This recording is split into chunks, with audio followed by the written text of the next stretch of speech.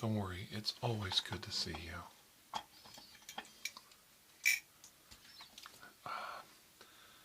Gonna have a busy day. Lots of forms to fill out.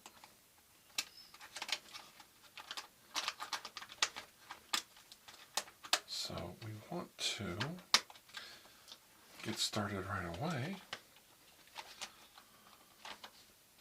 Just put a few things away on my desk so I don't make a mess of things. Where did that go? Right there. And looking for my uh-oh. I think I lost it. Huh. I was looking for my precision screwdriver. Do you see it over there? You don't see it? Well, it doesn't surprise me. Everything's a mess. That's all right.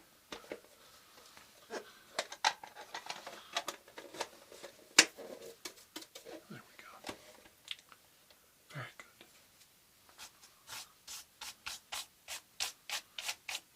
Well, I'll get to... Oh, there it is. It's always the last place you look. Do you ever notice that? You always find something like this in the last place you look.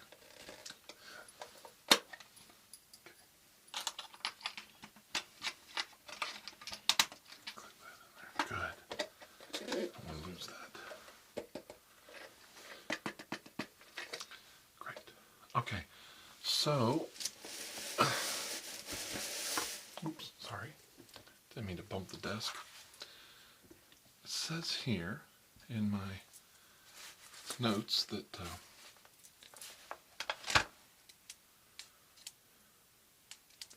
you'd like to apply to be my new assistant.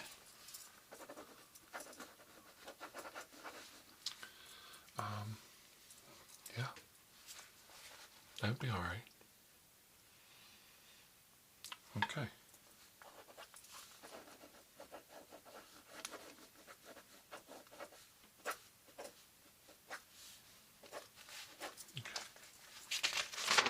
Everything I see on your resume looks pretty good. Definitely, you've got the right idea.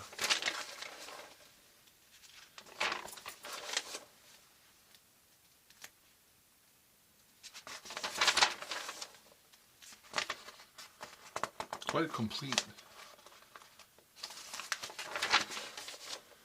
work history here. You've been very industrial in how you approach your career. Industrious might be a better word.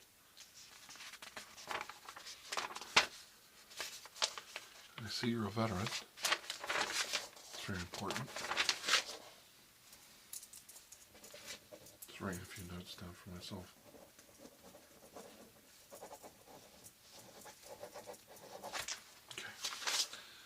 Very good. Okay.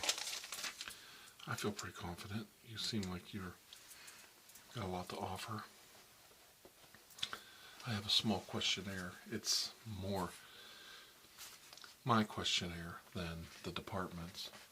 But I just have a few questions, if you don't mind me asking. Okay. And I have my portable keyboard. I find it's got a soft key touch. It's very small. Just plug it in here. It's electronic. Newfangled. There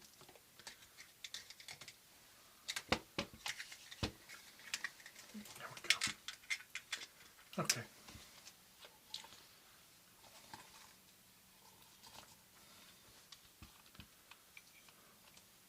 Oh, I know, the weather's just balmy right now. Alright.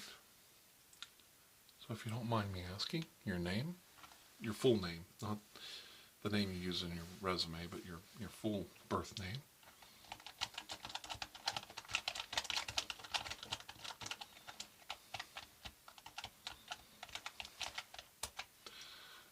your social security number?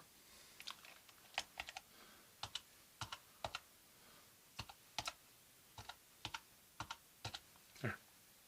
Very good. And your place of birth, where you were born.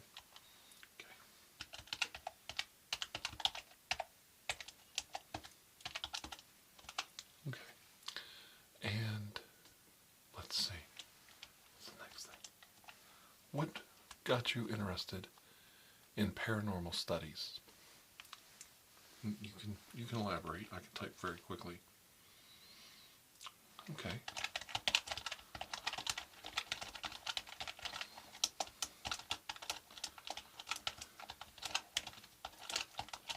Mm-hmm.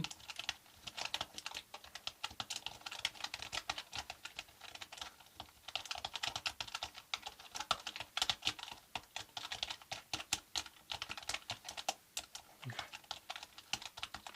And what age? What age was that where you began to realize you had these interests? Mm-hmm. Yes. No, that's totally understandable. These are some of my own observations I'm putting in now. Mm-hmm. It's very important you just speak fluidly and naturally and just tell me basically, your history. So you had a paranormal event in your life. Okay. What date was that? The exact date, day, and time. Okay. Okay. And what time?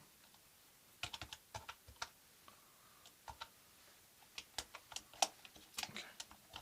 Okay. Wonderful. Wonderful. It's not every day I meet somebody like you, so this is very interesting.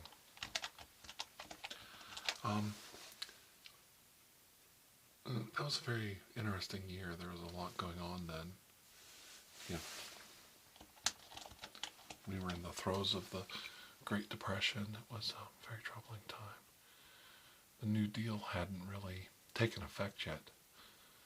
So there was a lot of doubt that was going to work out. Mm-hmm. But we all believed in Roosevelt, didn't we? Mm-hmm. God rest his soul. I always admired Eleanor. Have you met her? No, something else. When I'm looking for an assistant, your reactions to different stimulus questions become of great importance. I need to know how you're going to act in the field.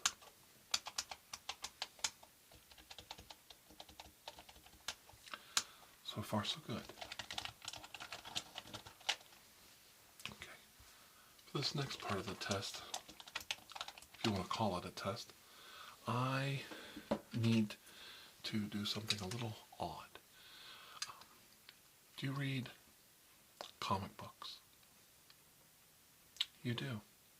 What's your favorite, by the way?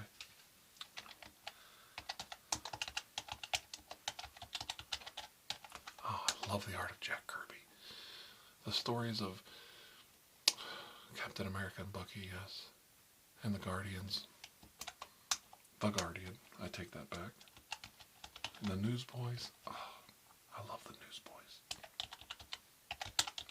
Well, Superman's good, but there's something cool about the Newsboys.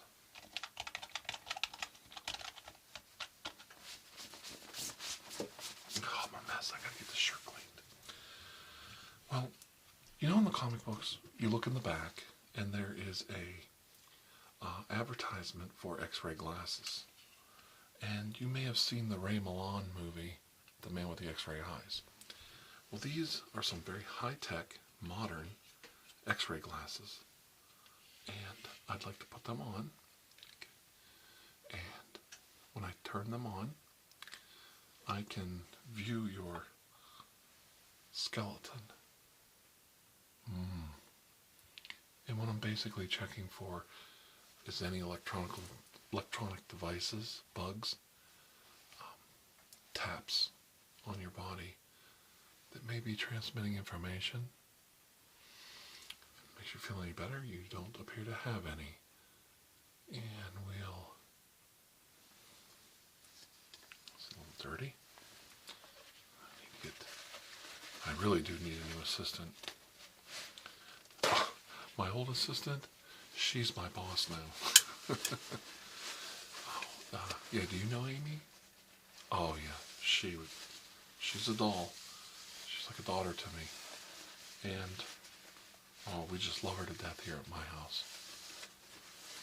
She's my new boss. And she deserved it. Women can excel at anything. It's just so dirty. Definitely needs a woman's touch around here. But I think you'll do just fine. Okay, let's take a look. I just want to look at a couple things. Can you lean forward? Alright. That's good. Alright. Yeah, I just want to kind of see a couple things. Alright, yes.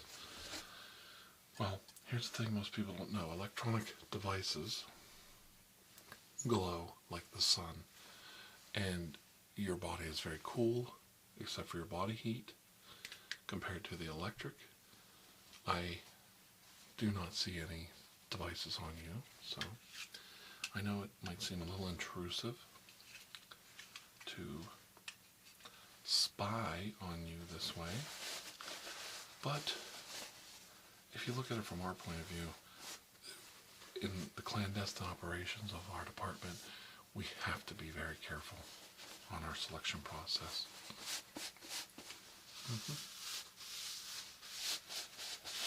Okay. So, that done. My next question. I don't see a wedding ring. Are you married?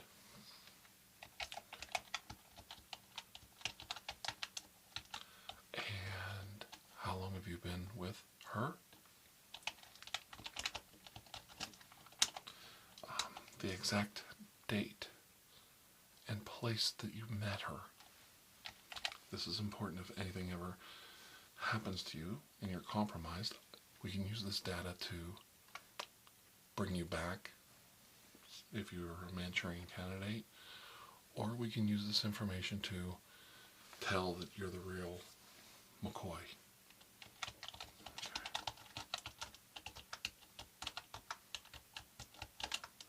Very good. Are her parents still alive? Are your parents still alive? Well, just the age of your parents? And your mom? Okay. Do you have any siblings? Two. Okay.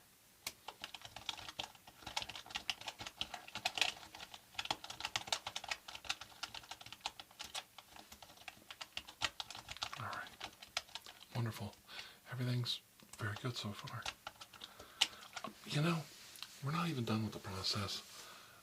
I want you to know that you're very more than likely my new assistant.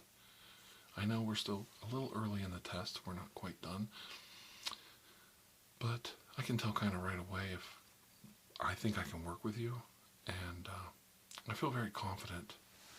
I don't meet a lot of people like you that I find it easy to work with. You seem like a very genuinely nice person. Oh, thank you. I appreciate that. I've always had female assistants because, you know, that's the nature of the job, to have a female secretary. But in this case, I think you'll do a fine job. With your credentials, I think you're going to get promoted around me just as fast as Amy. There's not a doubt in my mind. You've risen to this rank already within the department. I don't see any reason for you to stop. politically, I see the tides of politics changing from the Roosevelt Democrats, and of course your Truman Democrats, the good old boy networks of getting elected, and I don't get along very well with certain elements in the Republican Party. So I'm not going to try and rise up very much further past my present job title. I don't want to become too political in my job. I love Eisenhower. I hope he does run for president, but there's rumors that he's going to make U.S. Representative Richard Milhouse Nixon his running mate, and I absolutely cannot tolerate that man. I despise the ground he walks on.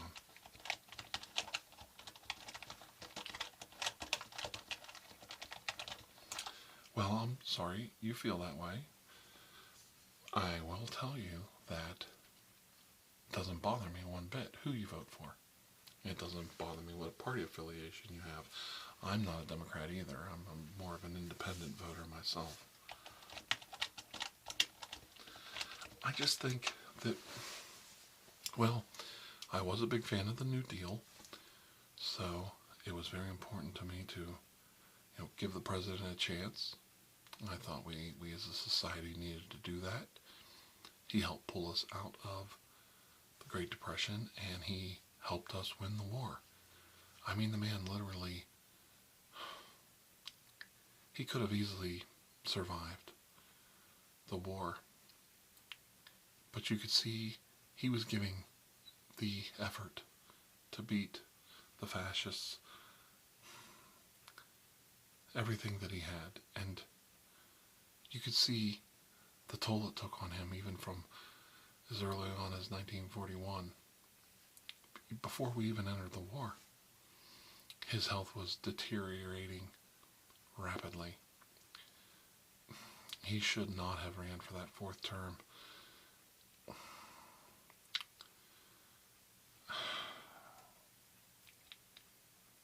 They were a team, FDR and Eleanor. That dynamic duo, Batman and Robin, if you ask me. I don't know which one was Batman and which one was Robin. Yes, it's true, and you may have heard that he was a little bit of a philanderer and player, but he was deeply devoted emotionally to Eleanor. She was his confidant, his right and left hand. We would not have won the war without her great efforts to keep the heads of Washington in the game. She traveled all over the world to very dangerous places, very hostile environments, to get the pulse of our military and to give the feedback needed to get the war effort going in the right direction. A lot of people say FDR was big on civil rights, but it was Eleanor that pushed that agenda. Oh, I know what you read in the papers. I know what you read in the books. But I'm telling you firsthand, I had a direct line of communication with FDR and Eleanor. And I wouldn't call her the brains of the outfit, but she was definitely the heart. He was very indifferent towards race issues, religious issues. Eleanor was very sensitive to these issues, and they played an important role in her life. I think she looked at the disenfranchised, and she thought, let's make America the true great experiment that it is, and give these people a chance. And through her strides in bringing about the beginnings of a true civil rights movement. I think she helped a lot of people that never really had a voice before in Washington politics. How did I have a direct line? I started working with the Department of Navy, and they brought me on as an early liaison to Great Britain because of my knowledge of the Navy, Department of Navy, and espionage work, to ferret out the intentions of Winston Churchill, who used to be the Admiral of the Navy for Great Britain, and kind of like get an idea of what we were dealing with. And I performed spectacularly on that job, and I failed miserably at the same time. I have talked about it in some of my notes.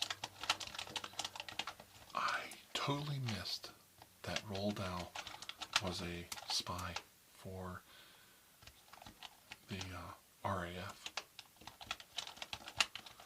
Totally missed it, and I regret it to this day.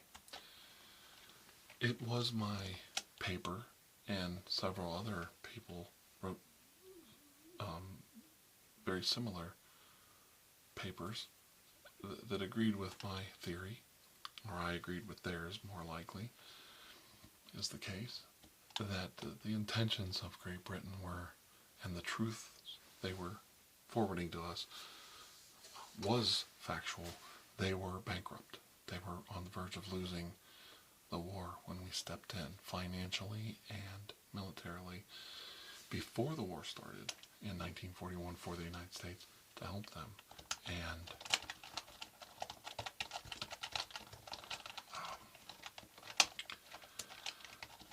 I was able to communicate well with Churchill and his staff, so they put me on to help form the OSS,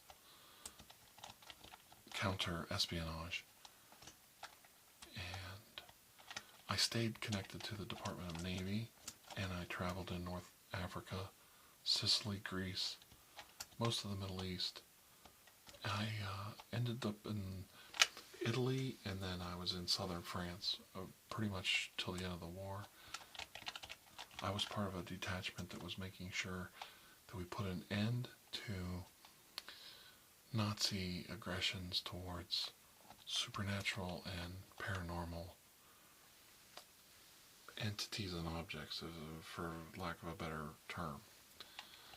The Monument Men, you may have heard of them, helped protect and curate and recover stolen Nazi artwork. My job was to make sure they didn't get their hands on the vampiric curse. For instance, the werewolves of Europe had to be either eliminated or captured and taken away from the Nazis. They at one time did have a very small brigade of weremen, werewolf troops, shock troops. They found them almost uncontrollable to a point. There was a high suicide rate among that division. It wasn't as successful as they thought. They tried to get their hands on Prometheus. I stopped them there.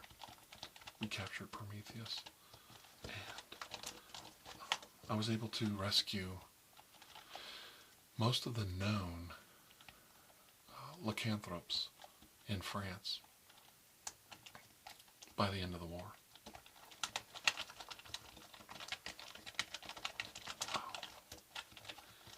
They believed in the supernatural, and they were looking for a cosmic bomb. There's a problem. The atomic bomb isn't the only way to destroy a city. In the ancient Hindu texts, the god Shiva, I have become death, destroyer of worlds, alludes to the fact that she had a cosmic bomb, something a step up from an atomic bomb. The bigger you make, just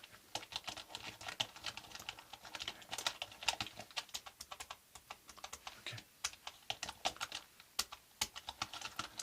The bigger geometrically you make an atomic bomb,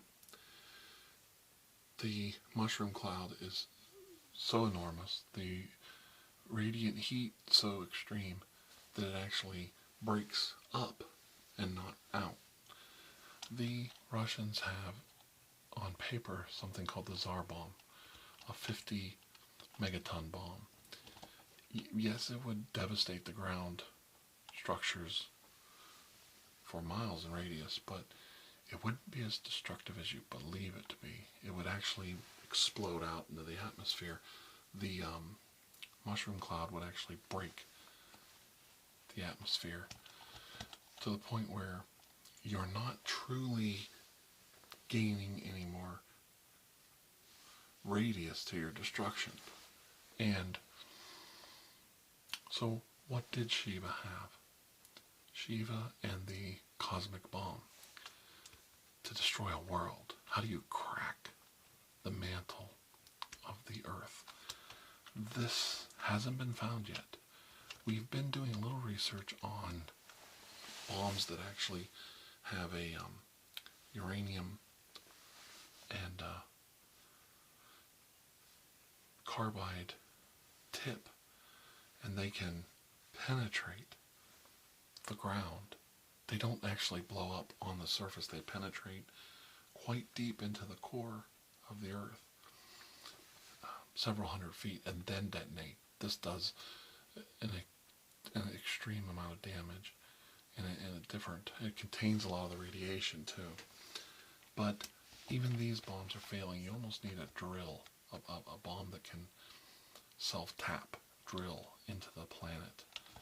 We're talking a mile down, and something on the range of 100 megatons or more, a hydrogen bomb, a hybrid bomb, maybe a multiple hydrogen bomb, something so big and inconceivable in power that could drill its way down enough to crack the core.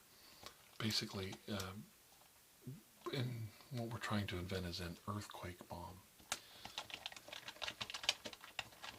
You have a problem with an enemy, you penetrate the earth deep beneath their country, and you set off a chain reaction earthquake that is localized, only damages their country, and here's the kicker, takes them out of the fight.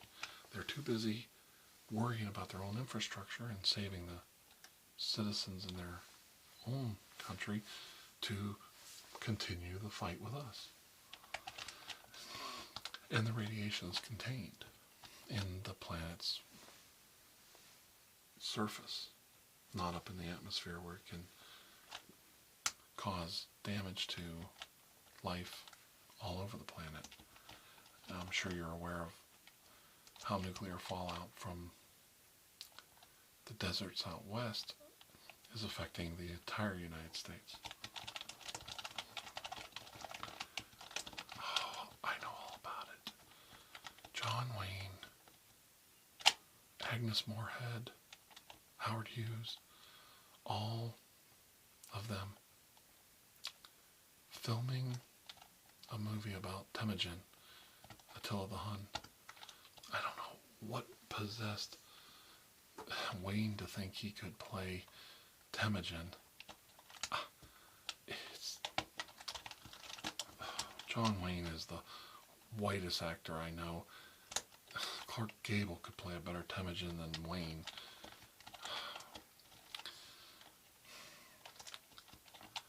Well, anyway, he isn't even the right height. Temujin was very short. Wayne's a big guy. It would be like me playing Charlie Chaplin. It just doesn't work. I'm 6'4", Chaplin. I mean, you know, I'd look like a moron. I mean, I might look like him, but I look like Bigfoot, a Sasquatch Chaplin. It just doesn't work, you know? Well, anyway, let me get back to this real quick. I don't even know what we're talking about anymore. Oh, the cosmic bomb. We have this new method of drilling into the planet's surface. A bomb delivery system that, if it's successful, we could place a bomb underneath any major city in the world. The ultimate nuclear deterrent. We have a problem with Moscow. Moscow sinks 2 feet into the surface of the earth. Great loss of life around Moscow and Red Square, but we don't kill anybody or destroy any infrastructure in the suburbs. The people are able to reclaim their economy and their government and start a new life. These bombs can even be focused, if you will. What I mean by focused is you can aim it so that it is conical, not like a normal bomb, but conical. A shaped charge, if you will. So the damage is radiated at an angle so that only certain geographical areas are destroyed instead of, damage to the water tables outside of the area that you need to attack. That's the main problem. You just touched on it. I just said it. Damage to the water tables. You irradiate the water tables and it spreads. That's the problem. So you have to go very deep. You have to go so deep that you don't release any radiation to the water tables because you're below them. There's a mile of bedrock trapping the radiation between the radiation and the water tables. These bombs are huge.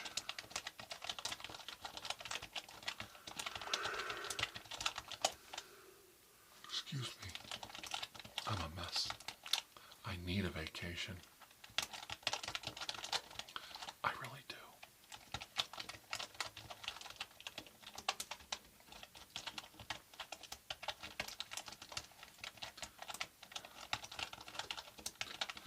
I'm just going to copy some things from your resume.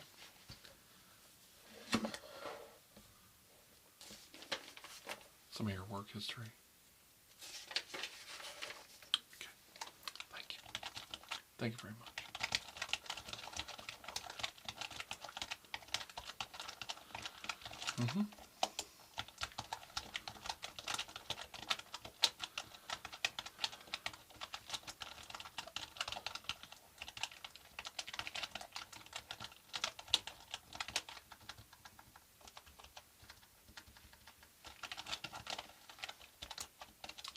When do you think you can start? If I give you a hiring date?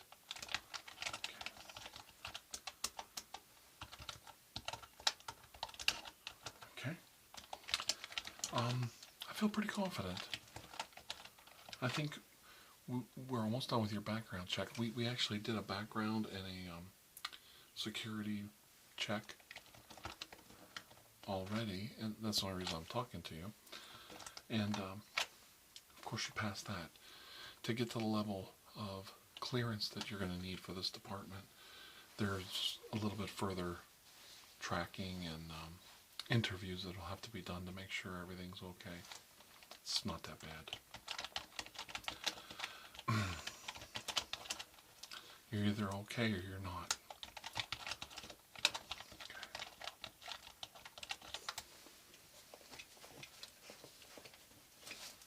Excuse me.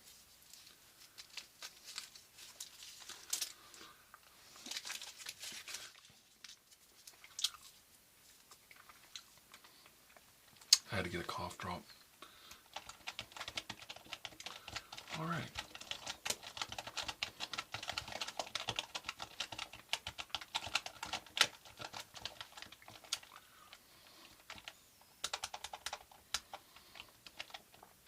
sure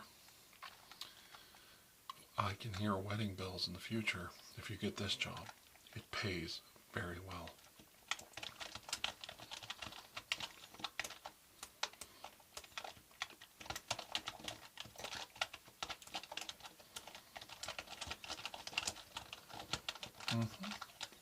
Very good. Okay. All right.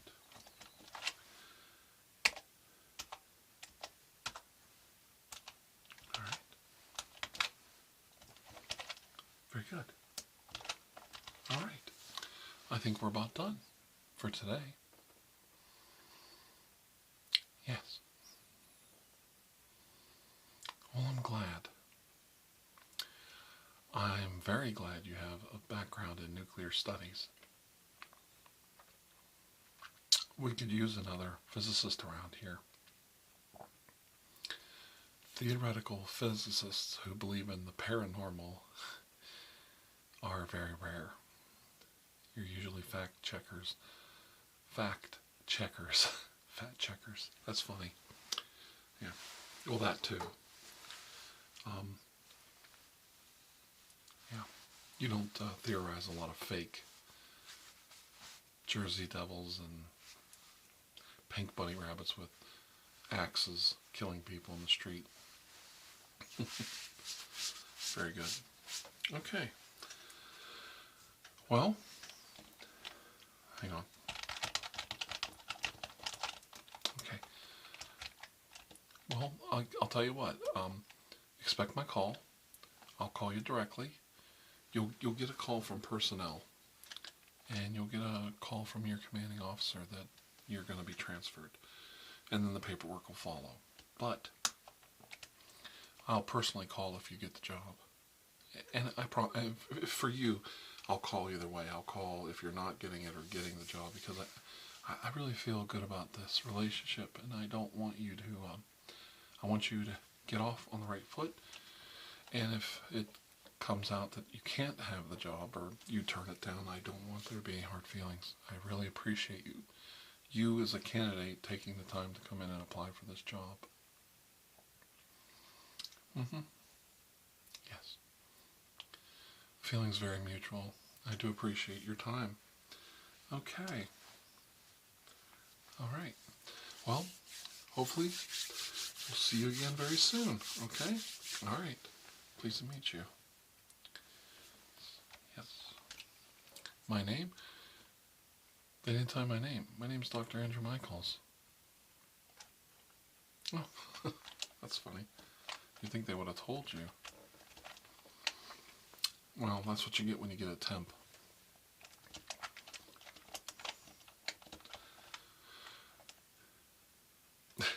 I know. You have to jump through all these hoops to get the job. But I call a temp service and they send,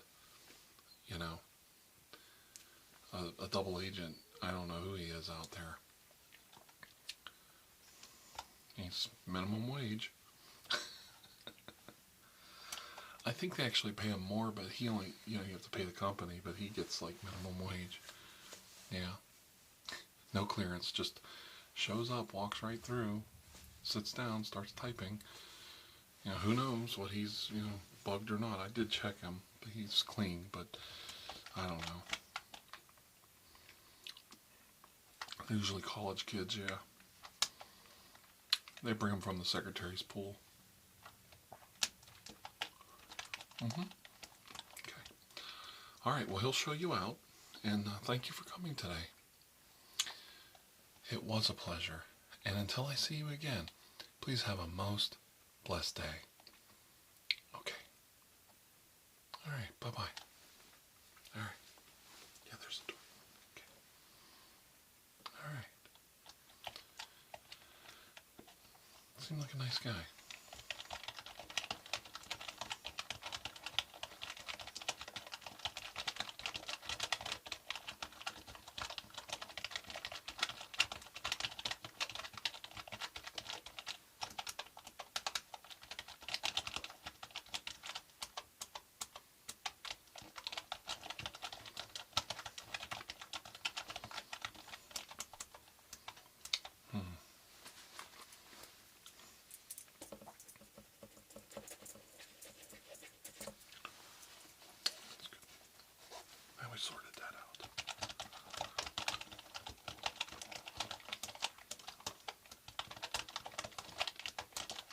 get this assistant hired, I'm definitely going to need some help when I go after the lobster boy.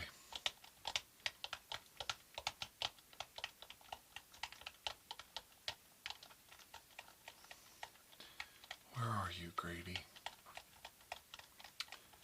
Where